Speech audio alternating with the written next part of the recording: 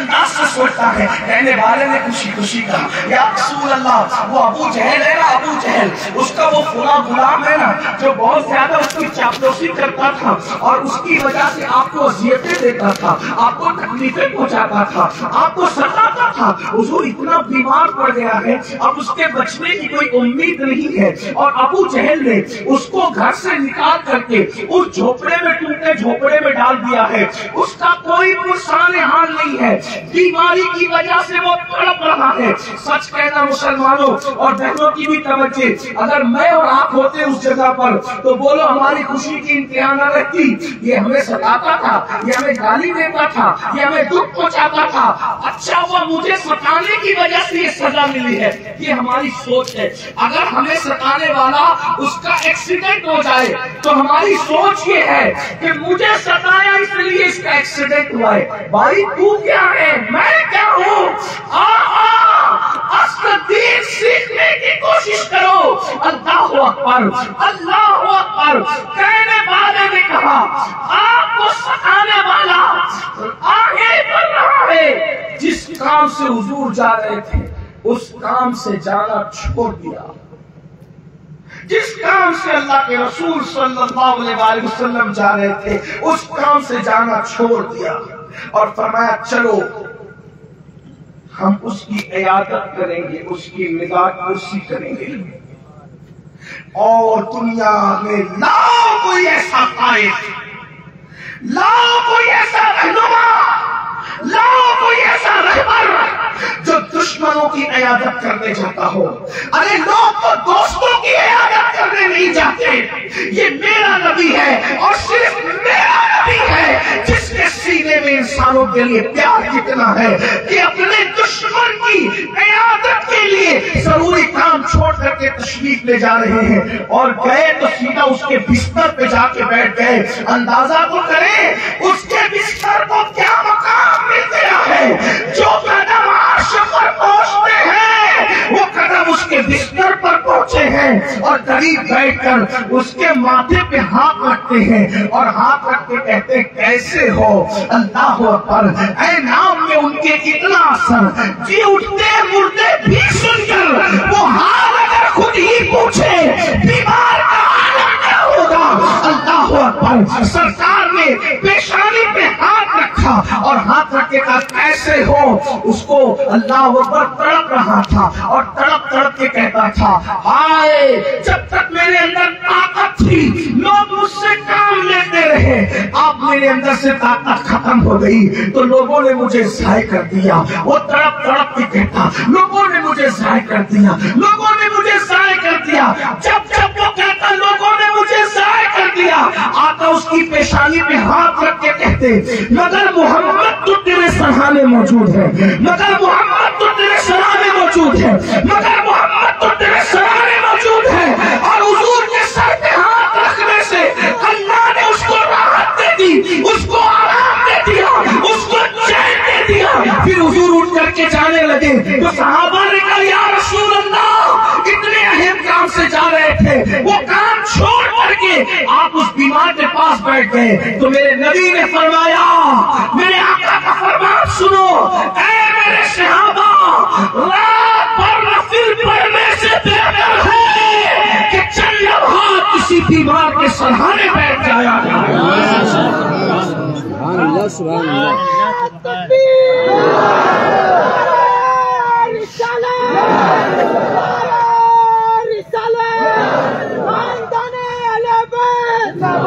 मैं आपसे एक सवाल करता हूँ भाइयों, मेरी बात को गौर से सुनो। बताओ कि हमारे अंदर ये इख्तियार इंसानियत मौजूद है?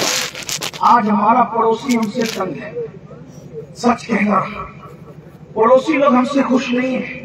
अरे पड़ोसी तो पड़ोसी, हमारी बीवी हमसे खुश नहीं है, हमारे बच्चे हमसे खुश नहीं, क्योंकि हम इंसानियत हमारे अंदर नहीं। सुबह उठते माँ बहन की गाली बीवी बच्चों को देते हैं, क्या इंसानियत है भाइयों? इंसानियत का दर्स क्या है? बिला वजह किसी इंसान की तरफ पीठ भी मत करो।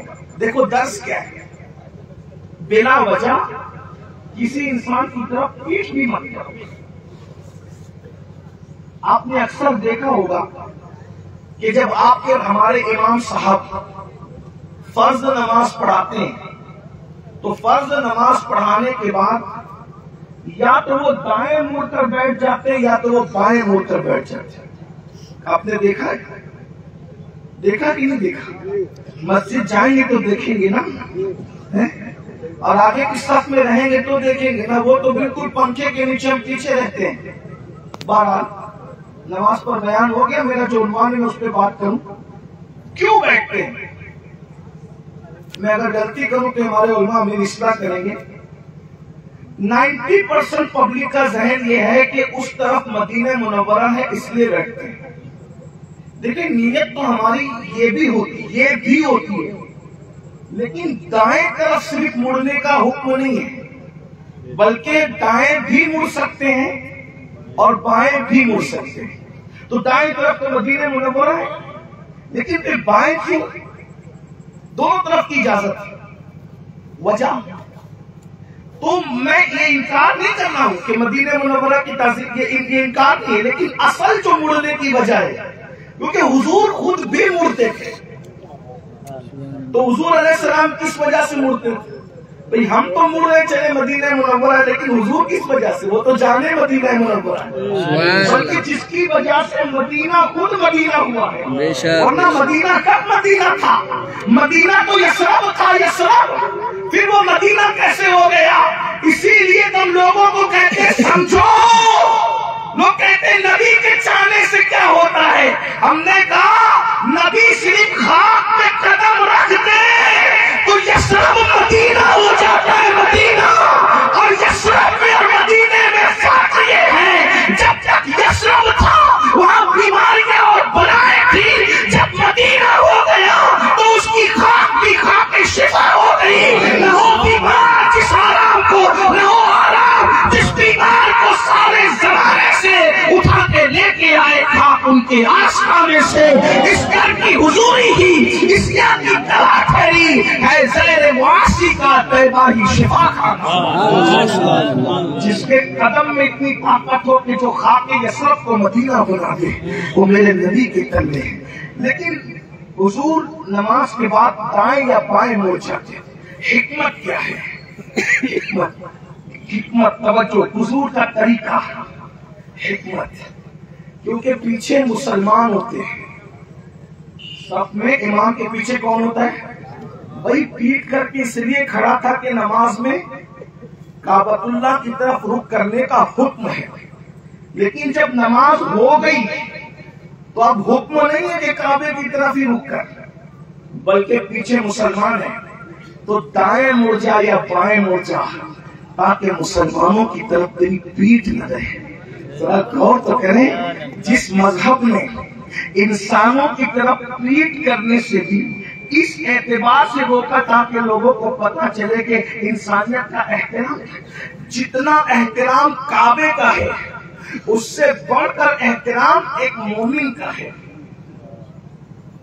आका अलैहिस्सलाम काबतुल्लाह से मुखातिब होकर कहते, ए काबा, जो तेरे इर्द गिर्द घूमे उसके गुनाह माफ हो जाते हैं। तो हुर्मत वाला अल्लाह का घर है, मगर ए काबा सुन ले, तुझसे ज्यादा हुर्मत मेरे ईमान वाली उम्मती की है। कभी हमने सोचा, हम समुद्रों पार हजारों मील दूर के फासले पर कभी काबे की तरफ पैर नहीं करते, काबे की तरफ पैर नहीं करते, और बुढ़े माँ बाप को धक्का देके घर से निकालते, जिनकी हुर्मत काबतुल्लाह की हुर्मत से बड़ी है, उसको धक्का देके निकाल दे। बोलिए कौन सा एहतराम इंसानियत है? अरे ये तो इंसानियत से बढ़कर और रिश्ता है, बल्कि रिश्तों में सबसे बड़ा रिश्ता है। आज नमाजों पर तवज्जो तो है, एक हद तक दाड़ियां भी रखी जा रही है, लेकिन इंसान का एहतराम भूल चुका है।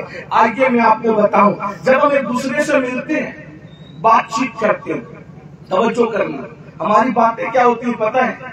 जो कयामत के दिन अल्लाह इंसान से पूछेगा वो इंसान से पूछता है। अल्लाह जो पूछने वाला है तुम पूछ रहे हो, क्या पूछते हो पता है? तेरा सिलसिला कौन सा है? कौन से सिलसिले में तुम मुरीद है? तेरा पीर कौन सा है? ये सब सवालात क़यामत के दिन होने वाले होंगे। अल्लाह पूछेगा फमन यअमल मिस्काल ज़र्रत, कारोबार क्या करता है तू? कारोबार क्या करता है? क्या क्या करता है? सच बोलता है कि नहीं बोलता? झूठ बोलता है कि नहीं बोलता? मेरे भाइयों, जो सवालात अल्लाह ने पूछने हैं वो सवाल इंसान से पूछता है। उसमें क्या हो रहा है? झगड़ा। भाई मैं मुरीद किसका हूं ये क़यामत में फैसला होगा। तू पठान है तो तू असली पठान है कि नकली पठान है, ये नसब का फैसला क़यामत में है। तू सैयद है तो असली है कि बाद में बनाए, ये सब अल्लाह ने पूछने, आपको नहीं पूछना। इंसान वो सवाल जो अल्लाह करेगा उसको नहीं करना। इंसान को कौन सा सवाल करना? जो इंसान से कर सकता है। नफरतें इसलिए बढ़ रही है कि जो सवाल अल्लाह ने करना है वो सवाल बंदा कर रहा है। अगर इंसान से करने वाला सवाल करे तो नफरतें नहीं बढ़ेगी बल्कि मोहब्बतें बढ़ेगी। इंसान से क्या सवाल कर सकता है? मेरे भाई तेरा चेहरा क्यों उतरा हुआ है? तुझे भूख तो नहीं लगी है? अगर तू भूखा है तो चल मैं तुझे अपने घर ले जाकर के खाना खिलाऊंगा। मेरे भाई तू टेंशन में दिख रहा है, तेरे ऊपर कर्जा तो नहीं है? चल मैं तेरा कर्जा उतार दूं। मेरे भाई मैंने सुना है तेरी बेटी की शादी है तो इंतजाम हुआ कि नहीं? चल मैं इंतजाम कर दूं। भाइयों, हमने इंसान से करने वाले सवाल छोड़ दिए और जो सवाल अल्लाह क़यामत के दिन करेगा वो हम एक दूसरे से करने लगे। तेरी बिरादरी है तो असली है कि नकली है? भाइयों ये तो क़यामत में होगा।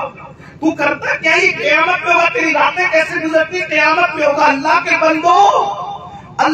बंदों से वो मत पूछो। अरे जज अगर मुजरिम से कोई सवाल करे, वो सवाल कोई किसी इंसान से करे तो कहते इतना बड़ा हो गया तो तू जज वाला सवाल तू कर रहा है, तुझे हक नहीं। तो जब जज वाले सवाल करने का तुझे हक नहीं है तो कादिरों के जो खुदा जो क़यामत में सवाल करेगा वो सवाल करने का तुम्हें हक किसने दिया है? अल्लाह के बंदों, इंसानों की ताज़ीम सीखो।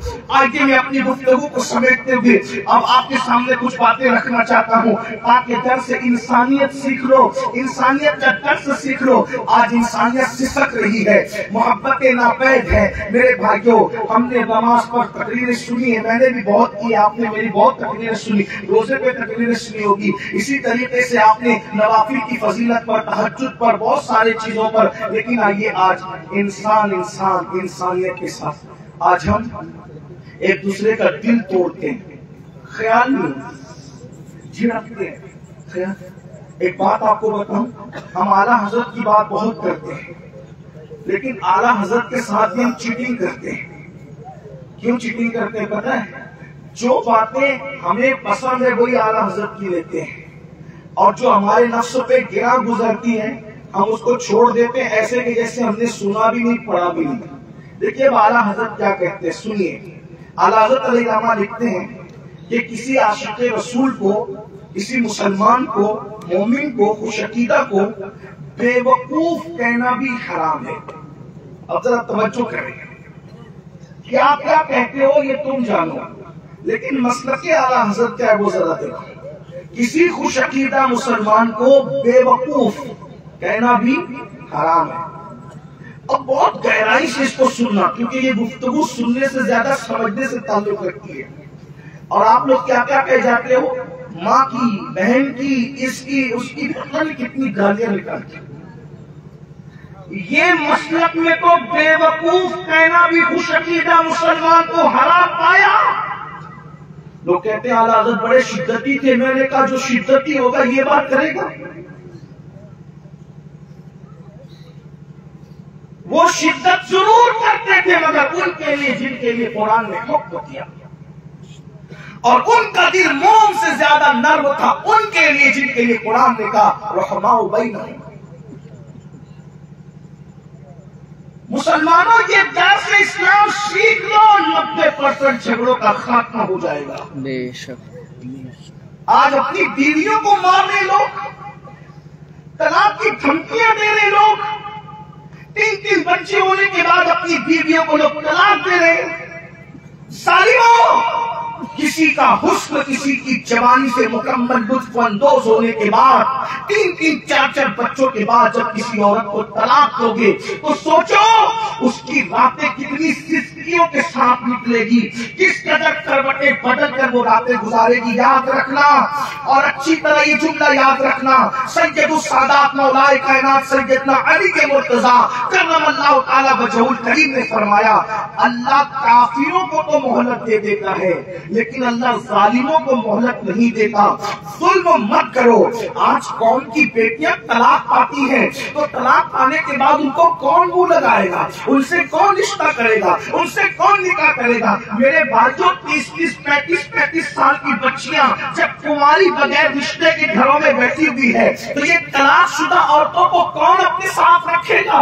अल्लाह अकबर। और उस बाप के दिल से पूछ जिसकी बेटी तलाक पा करके बाप के घर आती है, उसके लिए कितना पहाड़ वाला गम होता है। अल्लाह अकबर। अंदाजा तो फरमाए कि तलाक की नहूसत उम्मत मुस्लिमा में जड़ पकड़ती जा रही है। बिना वजह तलाक, घर से इजाजत के बगैर निकली तो तलाक, सालन में नमक ज्यादा हो गया तो तलाक। इस पर मेरे भाइयों सुन लो, किसी पे जुल्म मत करो। हदीस पाक का मफहूम है, अगर तुमने किसी चिड़िया पे भी जुल्म किया होगा तो क़यामत के दिन तुम्हारे अमाल हकारत कर दिए जाएंगे। जब चिड़िया पे किया जाने वाला जुल्म इंसान को जहन्नम तक ले जाता है तो जिसने जुल्म किया होगा अपनी बीवियों पर, आज सबसे ज्यादा मजलूम तबका अगर मुस्लिम माशरे में कोई है तो उसको औरत कहते हैं। औरत खाना भी बनाए, औरत पानी भी भरे, औरतें कपड़े भी धुले, औरतें बच्चों को भी संभाले, औरतें घर का सारा काम काज करे। उसके बाद शौहर घर में आते तो 80% शौहरों का हाल ये है कि वो एक मुंह बीवी को सीधा देने के लिए तैयार नहीं। 90% शौहरों का हाल यह कि घर में आते तो सीधा मोबाइल में घुस जाते हैं, टीवी का मुंह पकड़ के बैठ जाते हैं। कौन देगा अपनी बीवियों को टाइम? हमारा मजहब तो ये कहता है अगर नफिल नमाज की कसरत करने से बीवी का हक जाय होता है तो वो नफिल छोड़ दो। नफिल मुसल्ले पे पढ़ने से बेहतर है कि बिस्तर पर अपनी बीवी का हक अदा करो। मगर ये सब नहीं हो रहा है क्योंकि हमने दीन नहीं सीखा। हमने दीन चंद चीजों को समझा, टोपी, दाढ़ी, नमाज और नॉन वेज खाना। मुझे इनकार नहीं है इनकी अजमतों का, टोपी का, दाढ़ी का, नमाज का मुझे इनकार। मैं आप मुझे जानते हैं कि मैं इसको बार बार रिपीट करता हूं, लेकिन सुन लो, नमाजें भी जाय हो जाएगी उन लोगों की जिन्होंने अपनी बीवियों पे जुल्म किया। मेरे आका सलात व तस्लीम फरमाते हैं पहाड़ों जैसे अमाल लाएंगे लेकिन बीवी को गाली की होगी, उस गाली की वजह से अल्लाह उनके अमाल को जाय कर देगा। सिर्फ माँ बाप को सताने पर अमल जाय नहीं होते, बीवी पे जुल्म से भी अमल जाय होते। आज तो बीवियों को नौजवान छोकरे सीरियल और फिल्म देखने की वजह से क्या समझ रहे, यूज करो छोड़ो। ये तो हाथ के लोग कहते हैं कि बीवी को हाथ के रुमाल की तरह। मैंने कहा हमारे मजहब में हाथ के रुमाल की तरह नहीं है। हमारे मजहब में ना बीवी सर का ताज है, सर का ताज भी नहीं है, पैर की जूती भी नहीं है, हाथ का रुमाल भी नहीं है। मेरे अल्लाह ने औरत को बाएं पसली से, बाएं तरफ की पसली से जो दिल के करीब की पसली है उससे पैदा किया और बताया ये दिल के करीब से पैदा की गई है, ये दिल में रखने की चीज है, इसको दिल में रखो। इसीलिए तो मैं लोगों को अक्सर कहता हूँ, लोग हमें क्या ताना देते हैं बीवियों के बारे में, हम जितना प्यार करना जानते हैं उतना कोई जान नहीं सकता। ये तो सीरियल और फिल्में तुमने दिखाई तो चंद लड़के बिगड़ गए, वरना हमारी तारीख है तारीख कि हमने बीवी के रुखसार के ऊपर दिल देखा तो समरकंद और बुखारा जैसे शहर बसा दिए और जब बीवी मर गई तो उसकी मोहब्बत में ताजमहल बना। ये सिर्फ हमारी तारीख है, ये सिर्फ हमारी तारीख, कोई नहीं पेश कर सकता ये तारीख, ये सिर्फ हमारी तारीख है। या और बहुत सी बातें मजनू हम में है, मजनू हम में है, लैला हम में है। ये दास्तान मोहब्बत के अनमिट नुकूश कभी मिट सकते हैं? नहीं मिट सकते। दास्तान इब्राहिम और हाजरा हम में है, दास्तान इब्राहिम और सारा हम में है।